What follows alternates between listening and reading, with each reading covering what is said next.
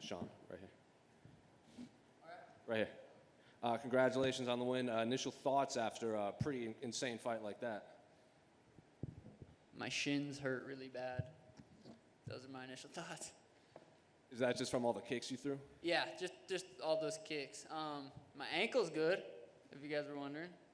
My ankle's good. Well, I was going to ask, was that kind of shimmy walk you did out of the octagon kind of a nod to all the people saying just kick him in the legs? That was a big fuck you to a lot of people. I've been getting for 8 months. I've been having to deal with weak ankles, so it felt good.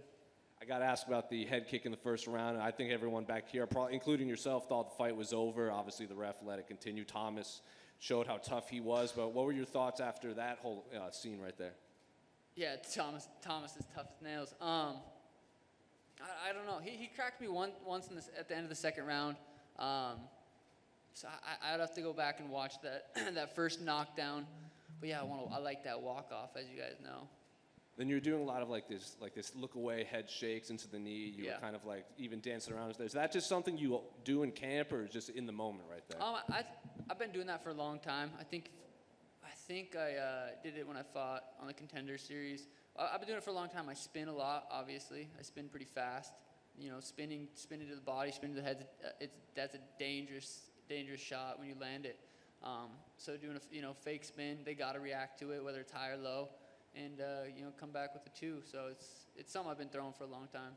And then even watching it, Thomas has this very traditional Muay Thai stance, where he's kind of flat heavy on his right foot. Obviously, you're confident in your skills, but is your style just tailor-made for someone like that is very linear and flat-footed while you dance around in front of him?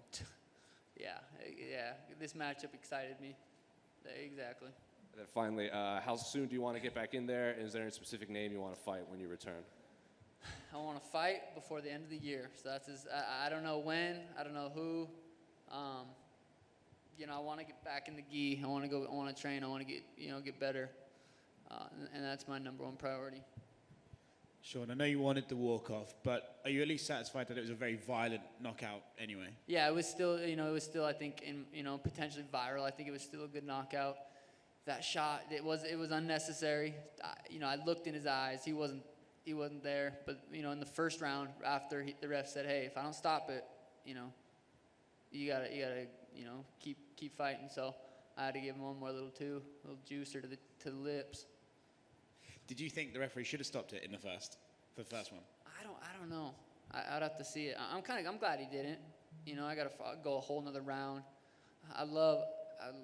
The amount of times I rewatch my fights is ridiculous. I'm my number one fan. I think that's why I've improved so much. I'll record every single sparring round I do, and I'll watch it. I'll watch it in slow motion. I'll send sweet clips to my coaches. So the fact that I gotta go an extra round and a half or whatever it was, I'm okay with that because I'm going to go watch it 100 times. I just want to ask you a question about the way you switch stances. Is there something he does that makes you decide to do that, or do you just like to go back and forth, fluid, the whole fight regardless? I keep him guessing. How is he supposed to, what is he, he wants to kick my legs. Going into that fight, I knew, he wanted to kick my legs. It's hard to kick my legs. I'm switching stances and moving as much as I do. It's just, part of my skill set. And you got quite a compliment from Mr. Teddy Atlas. He said he hasn't seen a fighter like you since Prince Nassim back in the 90s. I was watching his highlights. Tim and I threw his highlights on before we came over here. I have the last couple fights. Dude, that's just being that loose and having that much fun is what this is all about. So watching guys like him do it is it motivates me, inspires me, and it's funny that he said that because we were literally watching his highlights today. Thanks, man. Thank you. Sugar, on your left. Congrats on your win. Right Thank here. you. After your dominant performance tonight, what do you have in mind? Try with Marlon Vera again, or you have another opponent in mind?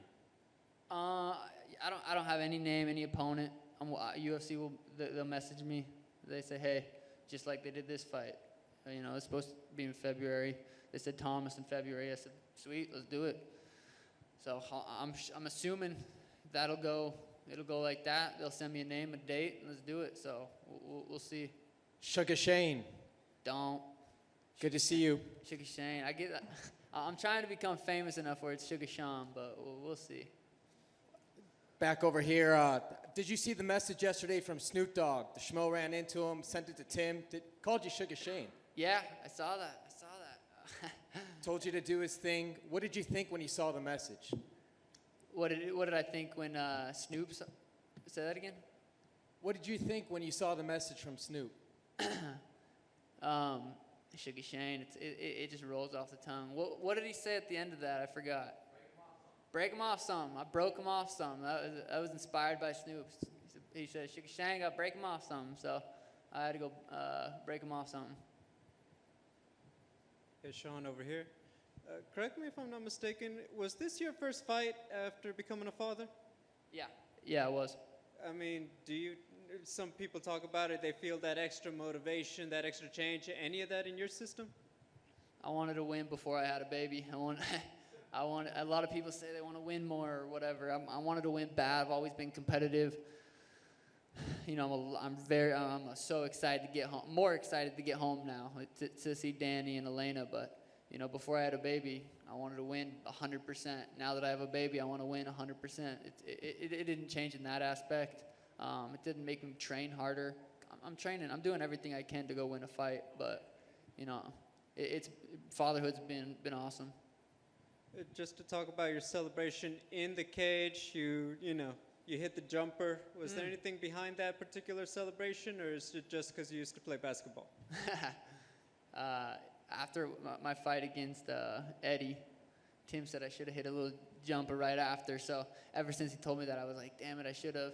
And it just kind of happened. Congrats. Thank you. I just went back here. Almeida is definitely durable, but how much fun did you have in there? This is, I always wanted to be a competitive professional athlete. I thought I was going to play football when I was like 10, 11. I wanted to be in the NFL. You know, found out real fast that wasn't going to happen. Wanted to be in the NBA, found out real fast that wasn't going to happen. So to be able to be a professional athlete and it's fighting, it's so fun. You know, I train really hard to be able to go out there and perform like that. So, you know, it was a lot of fun.